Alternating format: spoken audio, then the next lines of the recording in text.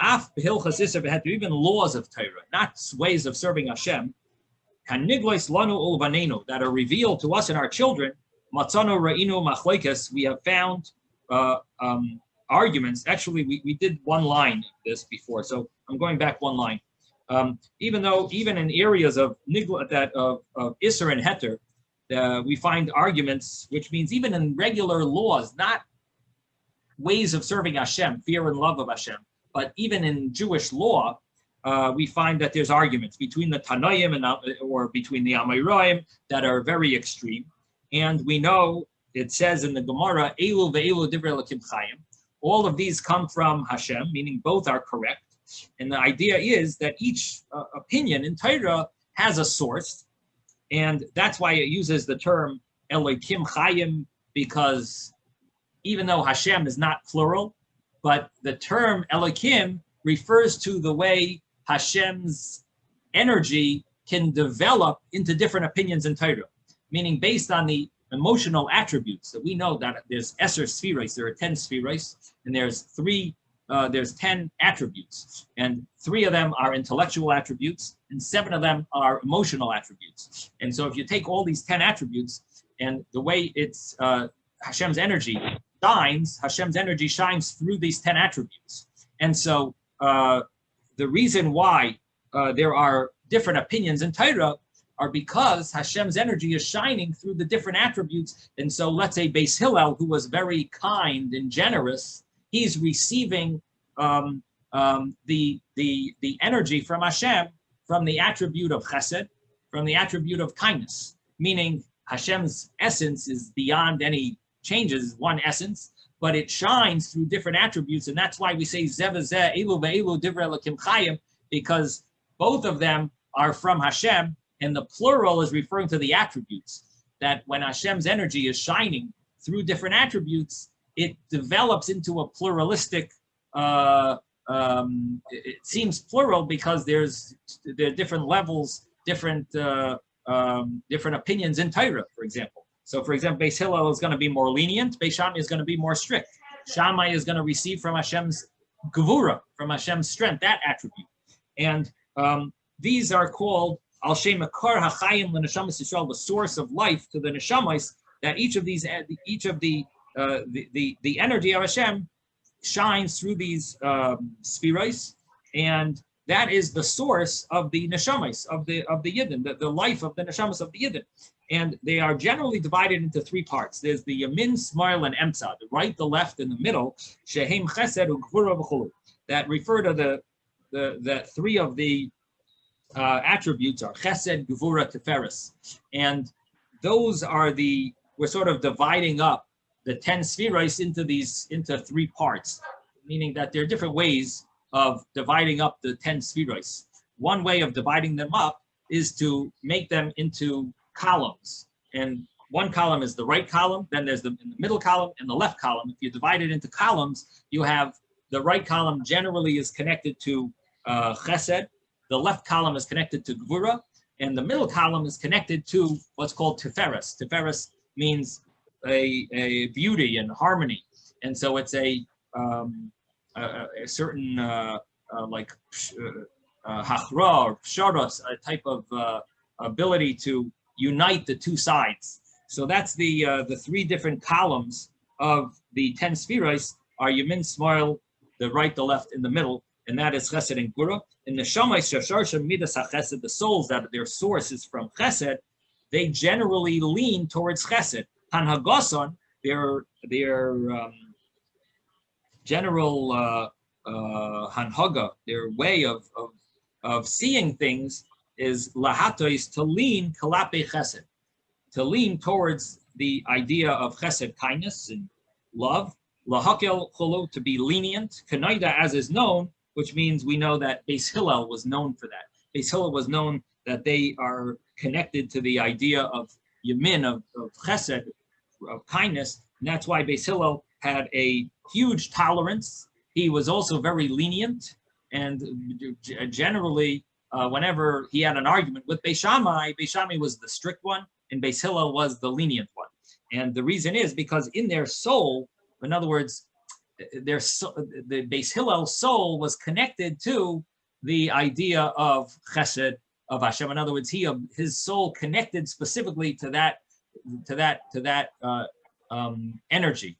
And when it came to when a Jewish law came in front of him that he had to decide on, his mind was naturally inclined to understand things in a more kind and lenient way. That's the way his mind, in other words, this is not his emotions. Oh, I got to be nice. I'm going to let you do whatever you want.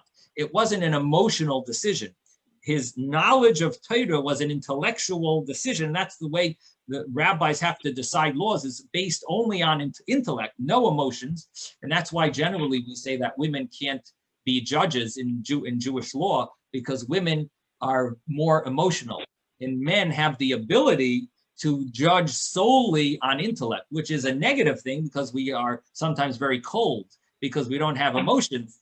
But that's the only way to judge in Torah. You need to have that soul, that ability to only concentrate on your with intellect and decide what is the right way in Torah. But even the intellect of a person could be different than someone else's. It is definitely different than other people's intellect, because your soul, which is connected to the way your intellect, which gives the energy to your intellect, it has certain energy from the that would be emphasized more than someone else's. So your intellect is the energy of kindness is more emphasized, and it sort of thinks in those terms. That's the way your brain is able to understand things. And so because your soul absorbs from the chesed of Hashem. And then Beis Hillel his soul absorbed more from the Gvura of Hashem, and that caused that his mind would see things in a way that was more strict. And so if this is the way it is in Jewish law, that there are differences, for sure, when it comes to serving Hashem, love and fear, every person is very different. Even in law, something that should be straightforward, there are differences. For sure, when it comes to your love and fear of Hashem, for sure there's going to be much more different. Kolshkein, Kal, how much more so behind the stories when things that are hidden, they're called nistar, they're hidden between you and Hashem. They're hidden to Hashem that people don't see it. The inun dechilu urachima, the Zohar says, that refers to things that are nistaris. We say in the davening, haniglois, the things that are revealed, and hanistaris, the things that are hidden. We mentioned it in davening in on Yom Kippur, that Hashem knows all the hidden thoughts. There's certain things that are revealed. So what is the hidden things are, when it comes to serving Hashem, the hidden things are dechilu urachimu, fear and love. That are in your mind and in your heart. The chol chad v'chad, that each person, lafum shiura delay, according to his measure. Lafumma de meshair balibe, according to the way he sees, he contemplates in his heart about Hashem. So in other words, that every person has a different way of loving Hashem, a different feeling of love for Hashem, based on the way he sees Hashem, based on the way he's meshaer belibe, he estimates Hashem, he contemplates on Hashem. That's how your love of Hashem is going to be. So each person, is different type of emotion. You feel, you have more of this type of feeling and emotions, and you will see Hashem and you will love Hashem a little differently than someone else. As it says in the pasuk, like it says in the Zohar, that her husband is known in the gates. Now that is referring to the Jewish people and Hashem. That her husband is Hashem, and he is known by the wife, the Yidden. The Yidden we are called the wife of Hashem. The entire Jewish people, there are certain places where we're called the mother of Hashem, the daughter of Hashem. Here we're called the wife of Hashem, the Ishas Chayil. So referring to the Yidden are called the woman of valor, and we are called the wife of Hashem. And it says Noida Basharim Baila, her husband is known in the gates, but the Zohar has a different meaning. The Zohar says her husband, meaning Hashem, is known through how we estimate him, through how we feel our connection with Hashem, that's how Hashem is known to us. Meaning that's our yira and ahava, our fear and love of Hashem. It changes according to the way we feel about Hashem. That's how our love is going to be.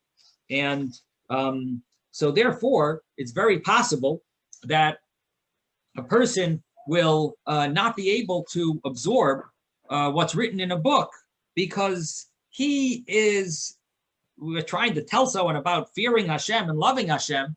Every person is so different when it comes to emotions. Even in logic, we said people are totally different. You could have a Beis Hillel, Beis Shammai. So how much more so when it comes to emotions? And every person is loving Hashem based on their understanding and the way they see Hashem and the way their experiences, their life experiences. So how could you have a sefer that will help people, serve Hashem without talking to them individually and seeing who they are? So the Alter Rebbe answers this question and he says, "Ach b'yodei makira ka'amina." I'm talking about people who I know, who are known to me and are recognized to me. Heim kol echad v'echad mi'anshe shleimenu. These are all the people from our communities, in the local area, and those that are nearby in this country and the nearby countries, that their speech of love and appreciation was between us, meaning they've discussed things with me. And they revealed before me all the hidden things of their heart, in their mind, in serving Hashem that's connected to the heart. So what the Alter Rebbe is saying is that all of the writings that are going to be in the Tanya are from years of being a counselor, of teaching people how to serve Hashem. And I've been hearing from people that pour out their hearts to me. And so I understand every person who's come to me, I've been able to connect with the way they see things and the way they understand things and their issues, their challenges that they have in serving Hashem. So I'm able to relate to each person, and I'm able to write this book for every single individual scenario, type of person, type of person that has come to me, I am directing this book to, and therefore there is no one that's going to fall through the cracks because I have information on every single person. What the Alter Rebbe is really saying is that I don't know how common it was in those days to have psychologists or psychiatrists that spoke to individuals and got like the full gamut of every thought that goes through their minds. But what the Alter Rebbe is saying is, but me as a Rebbe, I have people, my Chassidim have poured out their hearts to me for every single issue in order to serve Hashem properly, sincerely, and fully. They truly want to serve Hashem. I have a unique edge over, to be able to write this book because I understand the way all these people have been thinking. So that's on a very physical level. And of course, on a more spiritual level, the Alter Rebbe is saying that I'm writing this book and it's being written with Ruach HaKodesh that will be able to relate to every person. But the Alter Rebbe doesn't say that clearly. That's, of course, the understanding that we have. But on a practical level, the Alter Rebbe has a very unique element of ability to relate to all these to all people from his communities, because he's spent hours of trying to help people with their serve Hashem, and it's been successful. So that's where the Alter Rebbe is holding here in his introduction to explain to people why this sefer is going to relate to them.